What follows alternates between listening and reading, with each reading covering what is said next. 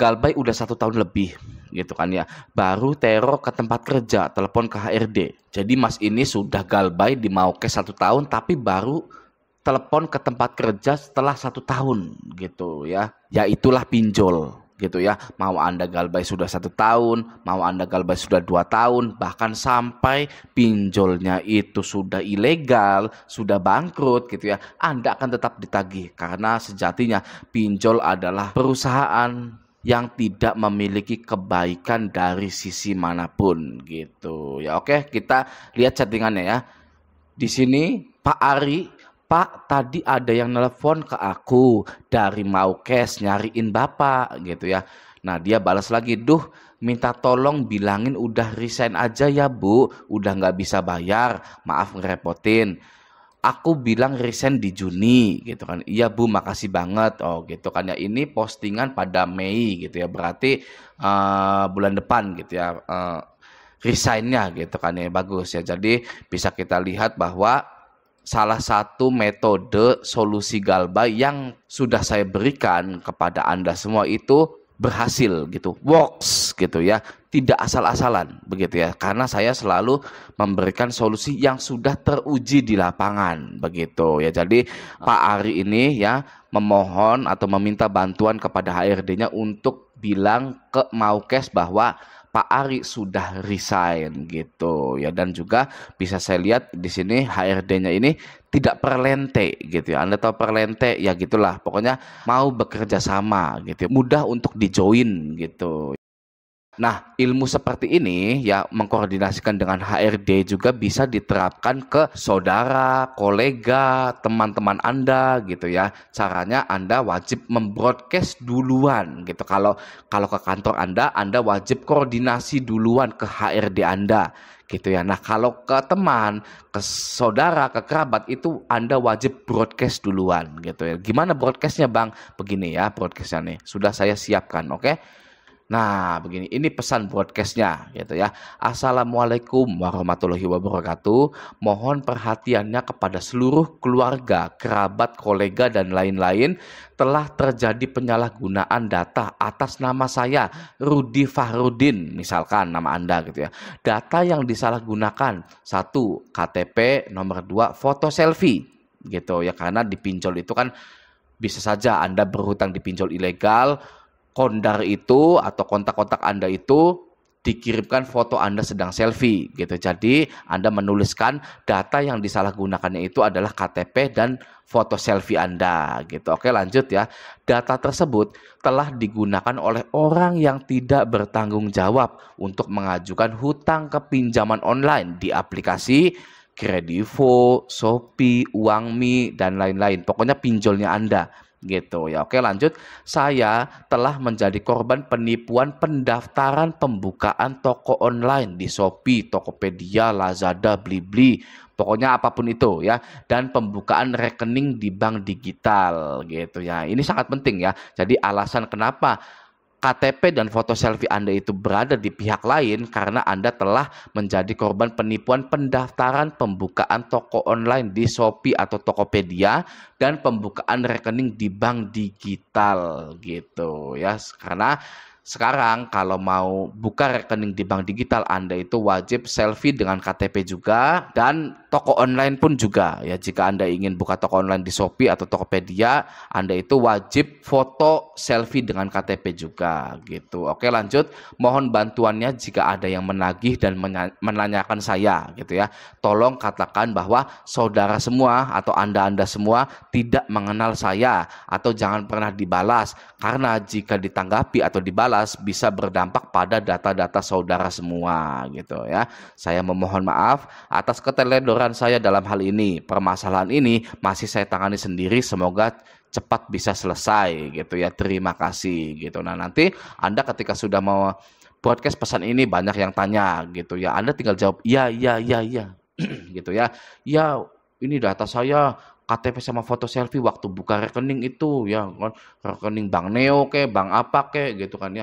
Malah diajukan ke Kredivo, Shopee, Uangme dan lain-lain gitu ya. Nah, ini adalah bentuk koordinasi kepada teman, keluarga, kerabat, kolega dan lain-lain. Kalau saya tidak peduli sih sebenarnya gitu kan. Kalau Raja Galbay itu waktu dulu, waktu Galbay ya sudah, mau disebar data, mau dihubungi kondarnya, di luar kondar terserah gitu kan, karena saya orangnya tidak muluk-muluk sebenarnya gitu ya.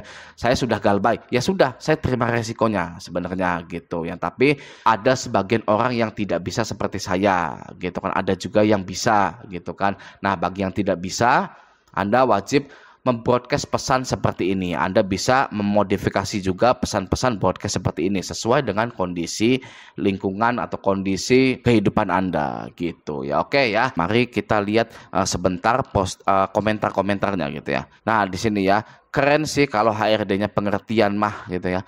Iya, malah dibilangin 1 bulan lagi resign padahal kontrak masih lama gitu kan. Hahaha gitu kan ya. Sebelumnya sudah koordinasi dengan HRD ya Pak. Nah gitu ya. Jadi ada 2 hal di sini. Yang pertama, Galbay pinjol itu biasa saja.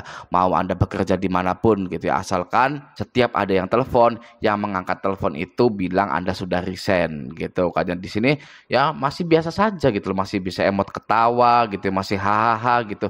Yang artinya Galbay pinjol itu memang tidak masalah sama sekali, bukan masalah sama sekali, asal kita mengerti solusinya, asal kita tahu solusinya gitu ya. Makanya Anda silahkan tonton video-video saya semuanya deh gitu ya, biar menemukan solusi yang pas untuk kondisi lingkungan Anda gitu ya. Nah, itu yang pertama. Yang kedua, sebelumnya sudah koordinasi dengan HRD ya Pak. Nah, ini belum dibalas gitu ya. Nah, penting juga untuk Anda bagi para karyawan yang Galbay dipinjol itu ya, koordinasi dengan HRD dulu gitu ya. Nggak apa-apa kok, nggak apa-apa, daripada Anda tidak koordinasi duluan gitu, pinjol masuk ke kantor Anda atau menghubungi nomor kantor Anda, HRD merasa risih gitu kan ya.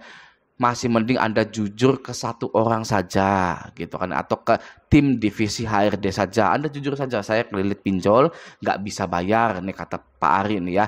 Duh, minta tolong bilangin udah resign aja ya Bu, udah nggak bisa bayar gitu. Nggak apa-apa gitu ya. Anda jangan takut duluan dengan HRD. HRD juga manusia, mengerti gitu ya. Tahu HRD tuh mengurusi gaji Anda, mengurusi penghasilan Anda, bonus-bonus Anda.